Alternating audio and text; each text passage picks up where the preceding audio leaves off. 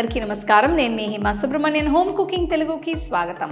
కజ్జికాయలు మనం deep fry చేసి తయారు చేస్తాం కదా, అలా కాకుండా కొంచెం హెల్తీగా ఆవిరి మీద ఉడికించి చేస్తే ఇంకా హెల్తీగా టేస్టీగా బాగుంటుంది. సో ఈ రోజు మీకు చూపించబోయే రెసిపీ అదేనండి. సో రండి, ఈ రాగిపిండి ఆవిరి కజ్జికాయలు ఎలా చేయాలో ఇప్పుడు మనం చూద్దాం. ఈ రెసిపీ కోసం ముఖ్యంగా 5 పదార్థాలు కావాలండి. అవన్నీ నేను ఇక్కడ రెడీగా ఉంచాను. సో దీనికోసం ఒక పెద్ద బౌల్లో 1 కప్పంత బియ్య పిండిని తీసుకుంటున్నాను. ఇందులో 1/2 కప్పంత రాగి పిండి వేయాలి. ఇది నేను రెడీమేడ్గానే కొన్నాను. నెక్స్ట్ దీనిలో 1 చిటికెడు ఉప్పు, 2 టీ స్పూన్ల నువ్వుల నూనె వేస్తున్నాను. మీకు కావాలంటే దీనికి బదులు మామూలు నూనె ఏదైనా కూడా వాడుకోవచ్చు. ఇదంతా ఒక్కసారి కలపాలి.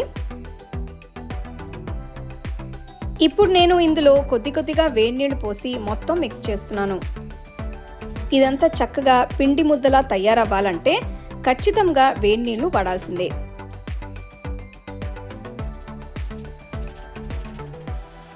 మామూలు నీళ్లతో అయితే రాగి పిండి బైండ్ అవ్వడం కొంచెం కష్టం అవుతుంది. సో రెగ్యులర్ చపాతీ పిండిలానే కొంచెం నీళ్లు పోసి పిండి కలపాలి.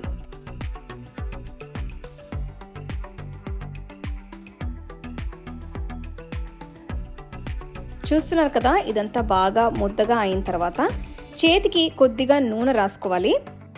ఈ మిశ్రమం వేడిగా ఉన్నప్పుడే ఇలా పిండి ముద్దని తయారు చేయాలి. ఇది రెడీ అయ్యాక దీనిపైన కూడా కాస్త నూనె అప్లై చేస్తే పిండి డ్రై అవ్వకుండా కాస్త మెత్తగా ఉంటుంది. బౌల్కి ఒక మూత పెట్టి పిండిని కనీసం 10 నిమిషాలు పక్కన పెట్టాలి. నెక్స్ట్ నేను ఒక పెద్ద బౌల్లో తురిమిన పచ్చి కొబ్బరి తీసుకుంటున్నాను. ఇందులో 1/2 కప్పంత తురిమిన బెల్లం వేయాలి.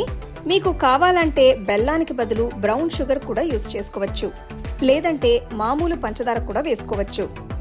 ఇందులో 1 టీ స్పూన్ అంత యాలకుల పొడి వేసి మొత్తం అంతా ఒక్కసారి కలపాలి.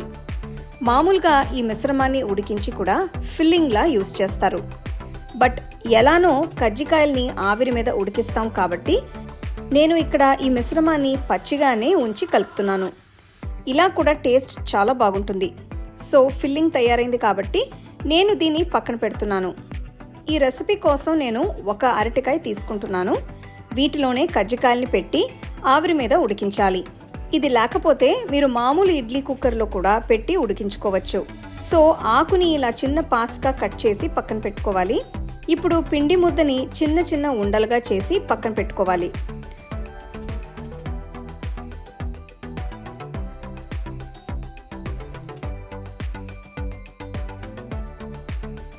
కొద్దిగా నూనె తీసుకొని ఆకు మీద స్ప్రెడ్ చేసిన తర్వాత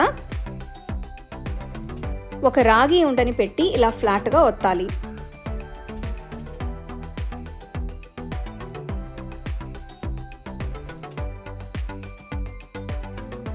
ఇప్పుడు 1 టీ స్పూన్తో కావాల్సినంత కొబ్బరి ఫిల్లింగ్ని దీనిలో మధ్యలో పెట్టాలి. ఈ ఆకుని మధ్యలోకి ఇలా మడిచి కజ్జికాయని ఇలా సీల్ చేయాలి.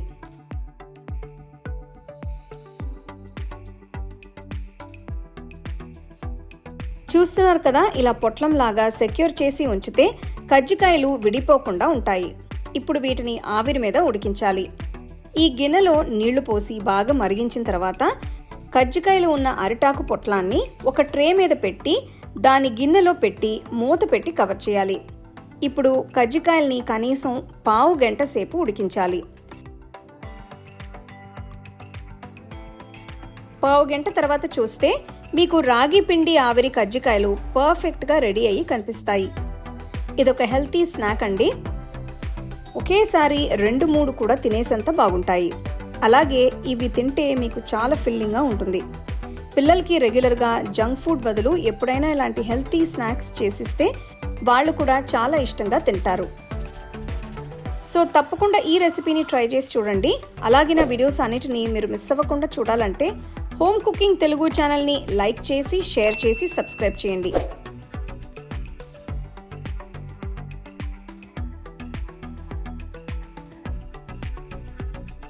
The second edition of our home cooking book is now available on our website 21frames.in.